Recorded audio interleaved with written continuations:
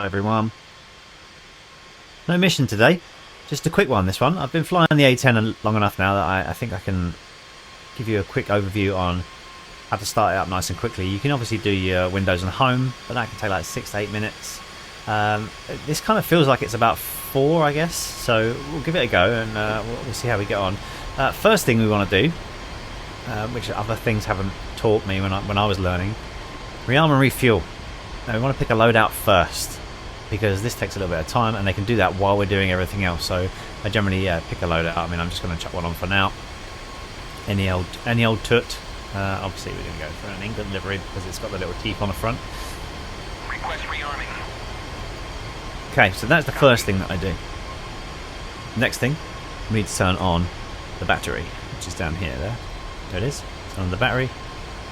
We turn on the inverter. Okay, so that's ready to go.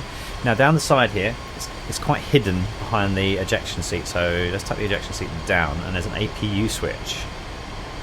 See it? There. So that's the APU, and you'll see down here the APU is going to start kicking up. And you'll see the RPMs here. Once that gets to 100%, Rearming complete. we can turn on the APU generator.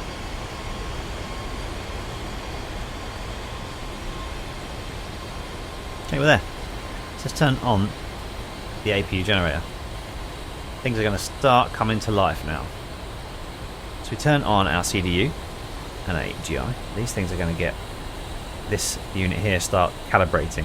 This is the thing that takes the time. So it's one of the first things you need to do once you've got juice.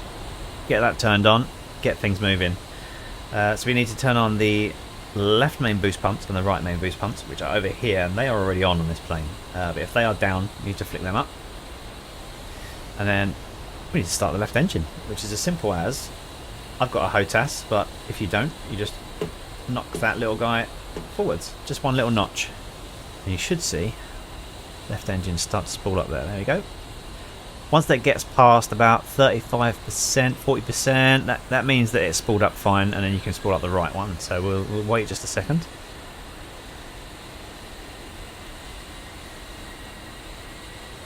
Okay, it kind of hovers around there. That's kind of the make or break point. Okay, so we're good on that one.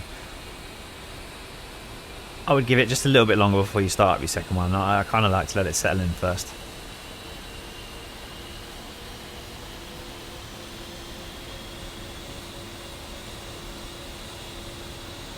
Okay, so we're okay now, so we can do the right one.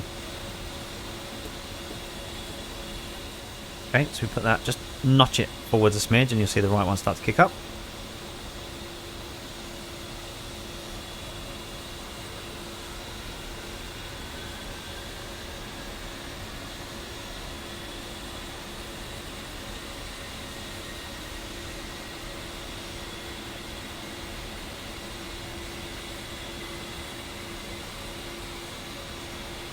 Okay, so that one's good as well.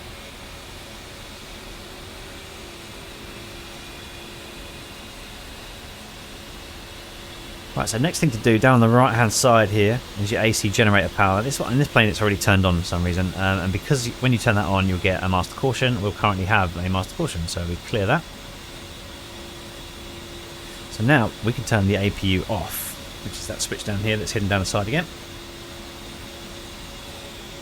The APU is now off. The APU is a jet engine that creates pressure and power to spool up the main jet engine. So once the main jet engines are running, you no longer need that little noisy thing.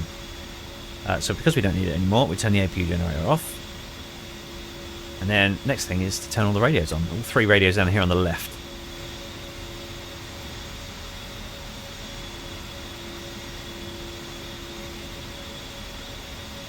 1, 2, 3. So those radios will start to power up now. So now we need our pitch SAS and our yaw SAS, left and right. They kind of help the plane stabilize and stuff, and when you're just using the joystick it kind of adjusts things for you, and they are hidden down here. There we go, those are on. I need to start turning on some of these switches. These 3 switches across the bottom here all need to go on. And then see it's got the little red bar in front of it. That means that's not been leveled, so we level that off. Hoping that we're on flat ground. We turn on anti-skid, and we do taxi lights.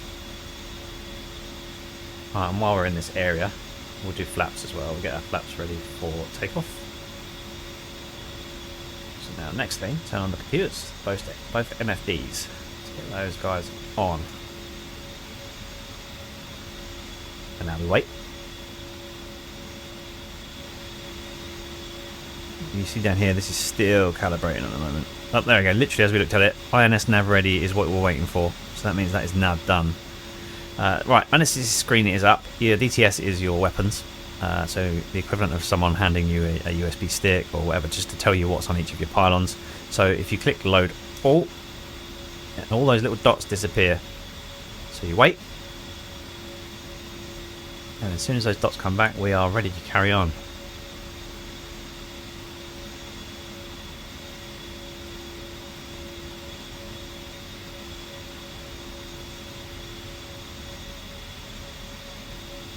Okay, we're ready. So now, if we click CDU, that is the equivalent of putting this screen up here. The INS nav ready at the top there is what we need. So we go into the nav menu. And then we choose Eggy, which is down here. I've got my joystick removed just to make this a little easier. You may have to look around it. It's kind of right in the way, but you need to change that to Eggy. And then we need to do the EAC and the radar altimeter, which is kind of the EAC is to do with your flight control systems. That one is already on, so those both need to be up.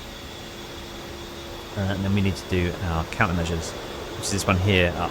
I kind of like putting it in auto, but you want it in either semi or auto. I like having it in auto. As soon as you get a radar lock, it just starts ditching chaff and flares.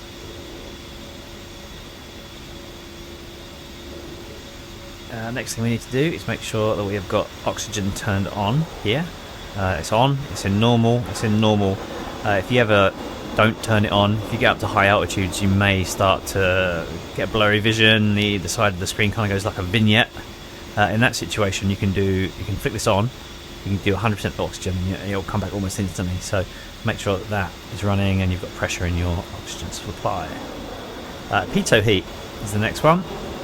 This guy, which is that thing on the wing at the end there, and that is basically just checking your speed. And if you put a little bit of heat through it, that means that it won't freeze when you're at high altitudes. We change our steer to our thing here to flight plan, and then close the canopy. You have to hold this. You can't just click it. You hold it. Down it comes. Still holding it. Okay, there we go. Last but not least, nose wheel steering.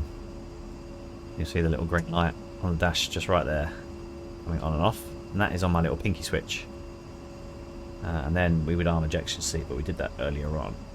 And you are pretty much ready to go. There's one more thing that sometimes comes up in some servers, and you have to go into the menu and go to the ground crew, top right here, and then you have to get your wheel chocks removed. Chief, remove the wheel chocks. So if you ever go to accelerate away and it just doesn't go anywhere, that's because Wheel chocks are now removed. there you go.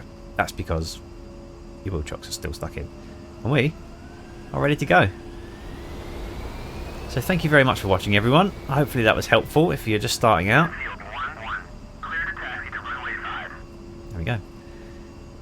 Well, thank you very much for watching. Give it a subscribe. There'll be more videos like this as and when I feel I'm proficient enough to educate people. Thank you very much for watching. Goodbye.